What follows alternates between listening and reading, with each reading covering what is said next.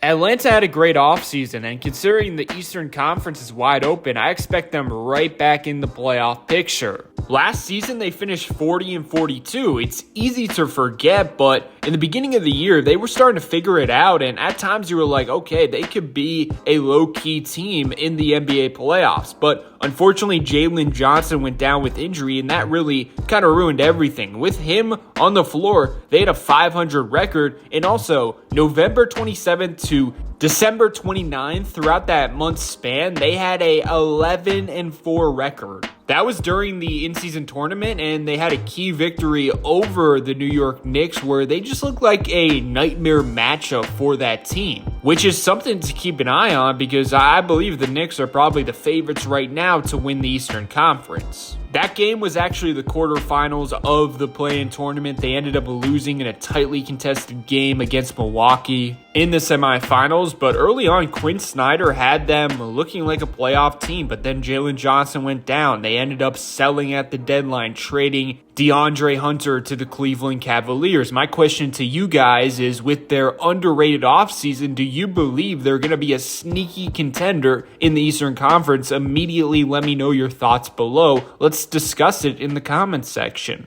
And my goodness, it was a shame that Jalen Johnson went down because I believe he's the key to Atlanta taking that surprise jump, because from November to December 29th, for 2 straight months, he was averaging 20.5 points per game, 10 rebounds, and 5.7 assists. He was playing major minutes, 36 minutes a night. He was relied upon heavily, and he was doing everything on the basketball court: rebounding, scoring, playmaking, playing defense, guarding multiple positions. I mean, he was unbelievable during this stretch. 944 minutes with him on the floor. Atlanta had a plus 4.7 net rating, plus 102 in the plus-minus category. I mean, just look at the drop-off. 410 minutes without him, negative 104 in the plus-minus category, negative 10.6 net rating. The offensive rating just drops down. The defensive rating goes up. He was everything to this team during their winning stretch. So when that was taken away, there was really no replacement. The scary thing is he's super duper young. Just 23 years old. He's the key for them. If he can stay healthy, and also everyone else relatively stay healthy, but he's the most important factor in my eyes, along with Trae Young. He comes back,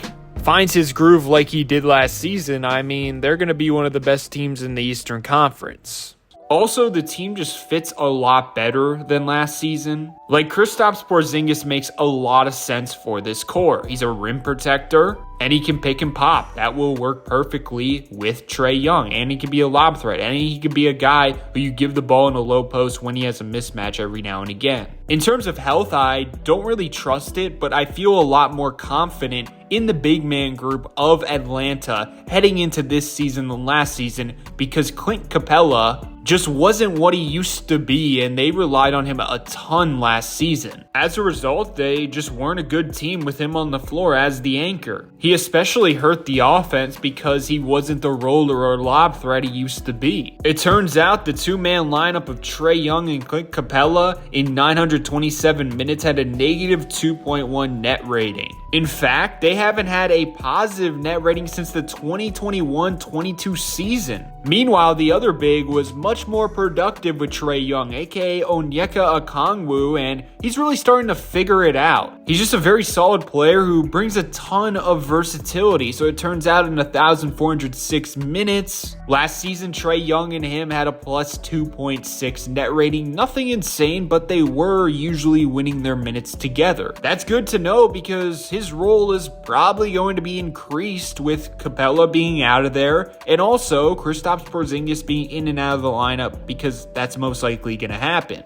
But when Porzingis is healthy, they can actually run their two bigs together. You can get away with a big O in Kristaps' lineup because Porzingis loves shooting 4-pointers. And Okongwu himself can hit a corner 3-pointer every now and again. Overall, the front court depth outside of Porzingis is pretty solid and underrated. I really like N'Faly Dante. He can be a nice deep bench guy, in my opinion. And then you got Mohamed Gay. who was very productive in his role considering he was getting very inconsistent minutes last season. He's arguably one of the most underrated players on the roster. He's only 22 years old, so who knows, if they're a winning team, he might not get minutes, but he definitely did show potential last season. It's pretty clear the avenue they're going down. They want to be a fast team that gets out in transition after getting stops, and they are built to do that. They have athletes everywhere. Trae Young is really set up to have one of his best seasons.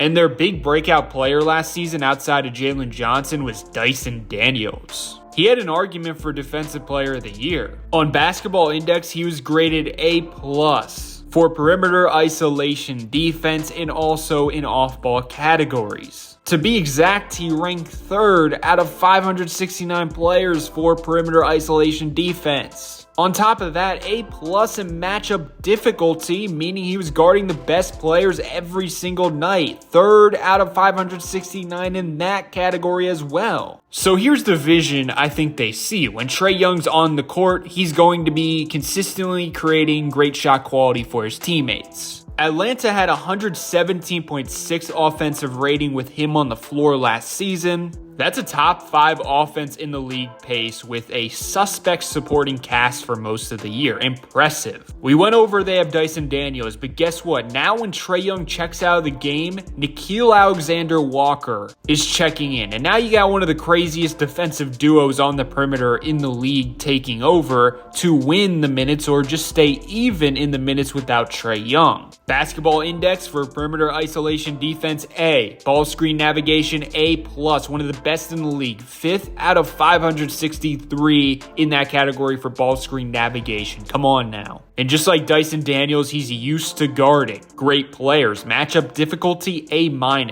This duo defensively is going to be so annoying for bench units. It's going to be the Eastern Conference's version of the Terror Twins. But also, you got to factor in, you can have Jalen Johnson still on the floor, Zachary Richichet, tall, long defenders who can complement those two. Atlanta might not built to be a top 10 offense without Trae Young when he's resting on the bench, but they're built to be one of the best defensive teams in the league. And just like you saw with Dyson Daniels, he made strides offensively. There's something there with Nickeil Alexander-Walker where if you empower him, you instill confidence in him, he's still got something left in the tank to give offensively. And potentially in a new spot where most likely he's going to get the most minutes of his NBA career every single night, the hope is you can find that untapped potential offensively, and if that happens, I mean, he's going to be an elite role player in this league. So when I say what I'm about to say, I'm not saying they're nearly as good, but I think their front office saw what Oklahoma City was doing and it was like, yeah, we can kind of recreate that. Outside of Trae Young and Luke Kennard, everyone in their rotation will be a positive defender in some way. By the way, Kennard, underrated player. He's going to be deadly next to Trae Young. He can fill that Bojan Bogdanovic role. But also, if he's hot, he can definitely help in the minutes without Trae Young to sustain some offense. The more I think about it, the more Atlanta fans should be excited for next season. Of course, injuries can really screw them, but that can be said about a lot of teams. I will say I don't really trust Porzingis at this point in his career. I think he is a guarantee to be in and out of the lineup in the regular season and even in the playoffs. But man, oh man, if they get lucky health-wise, I'm telling you, healthy, they can beat any Eastern Conference opponent in a 7-game series. Do you agree with that opinion? Let me know your thoughts below. Leave a like and subscribe as well. And most importantly, have yourself a great day and peace out.